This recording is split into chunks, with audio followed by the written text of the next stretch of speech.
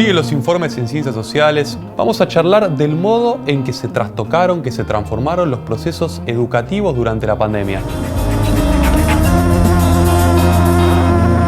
¿Cómo estás, Beatriz? Hola, ¿qué tal? Gusto estar acá. Para nosotros es un placer enorme.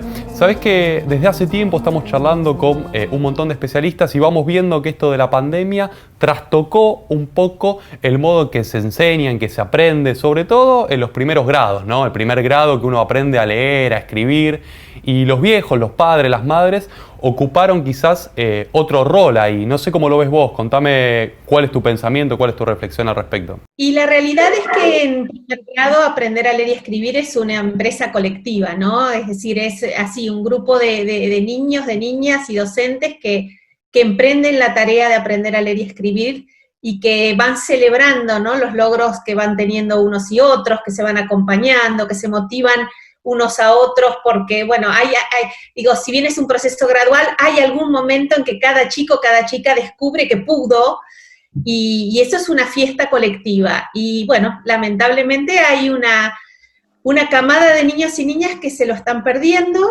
Claro.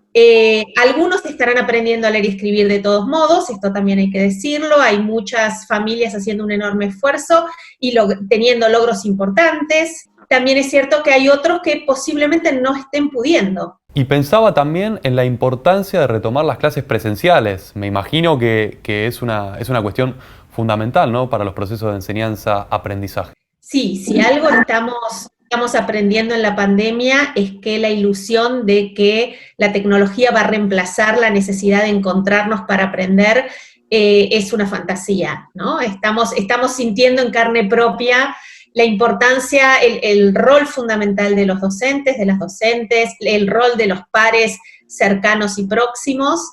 Yo creo que si algo nos está mostrando esta pandemia también, es qué invento genial que es la escuela. Es decir, la escuela a la que tanto criticamos, con la que tanto nos enojamos, la que tanto queremos cambiar, es un invento genial.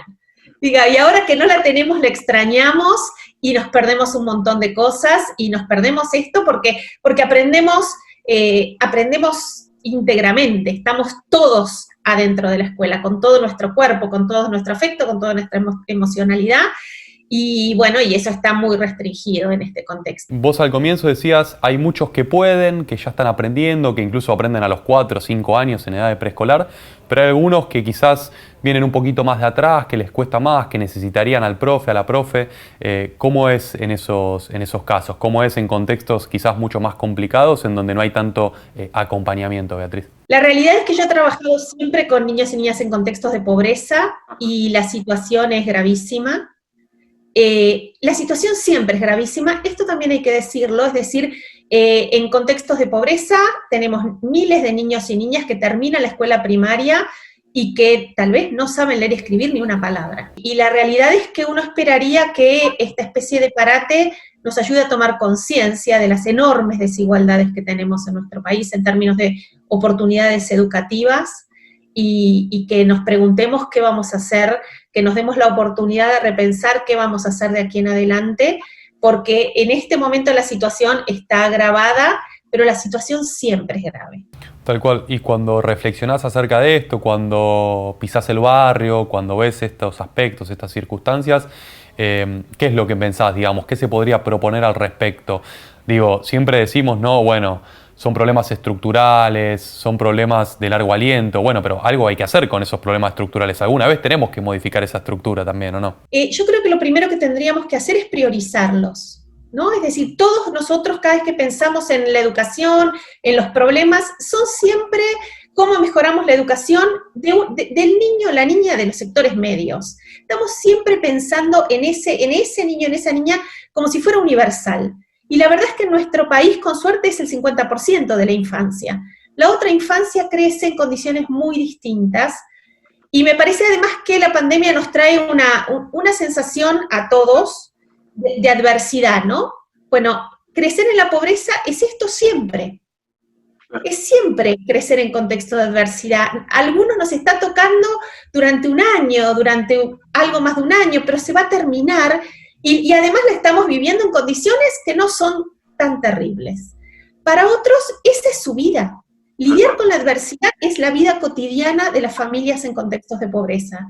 Y entonces la realidad es que es bueno que pensemos, que tomemos conciencia de, bueno, qué difícil la tiene una parte de nuestra sociedad todo el tiempo, y que empecemos a priorizarlos, es decir, así como en este momento todos entendimos que había que volcar recursos especiales al sistema de salud, cuando salgamos de esto tenemos que pensar qué vamos a hacer para mejorar la situación educativa compleja en la que vamos a quedar, pero con un foco particular en cómo vamos a hacer para que las oportunidades educativas de los más pobres, de los chicos y las chicas en contexto de pobreza, de los docentes que tienen que trabajar en esos contextos, que también son muy difíciles, sean mejores.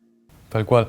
Vos sabés, le cuento también al público, Beatriz, que hace un tiempo estuve en un panel, estuve, ¿no?, en una charla con la gente de La Garganta Poderosa, y ellos me decían, casi risueños, casi con risas, casi de una manera simpática, decían: a nosotros nos traen para hablar de la crisis del 2001, que fue una crisis de la clase media sobre todo.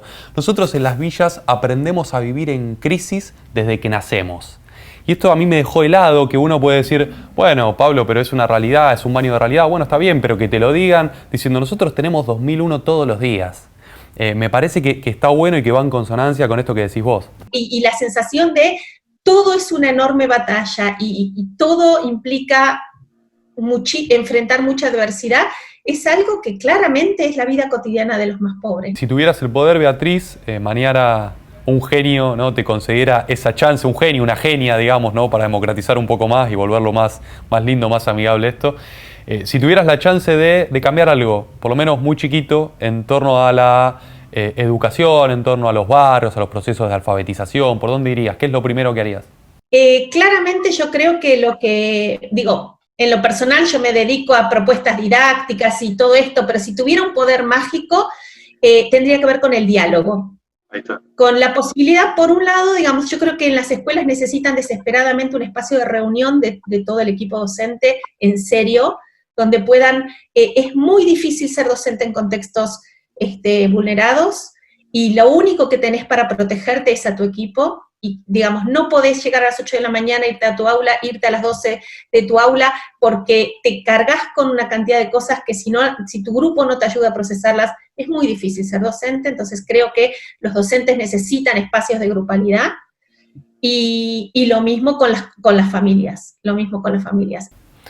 Fue un gusto realmente, Beatriz. Siempre que hablamos con vos nos llevamos ideas, nos llevamos títulos, nos vamos iluminados de alguna manera, porque nos haces pensar, nos haces reflexionar. Así que muchísimas gracias. Es un gusto siempre tener gente, ¿no?, como Beatriz, que pisa los barrios, que investiga, pero también va hacia el lugar, que se preocupa, que se inmiscuye, ¿no?, en las realidades. Así que, Beatriz, una vez más, fue un gusto. Muchas gracias. No, el placer es mío. Yo disfruto mucho de estas conversaciones, así que te agradezco la invitación.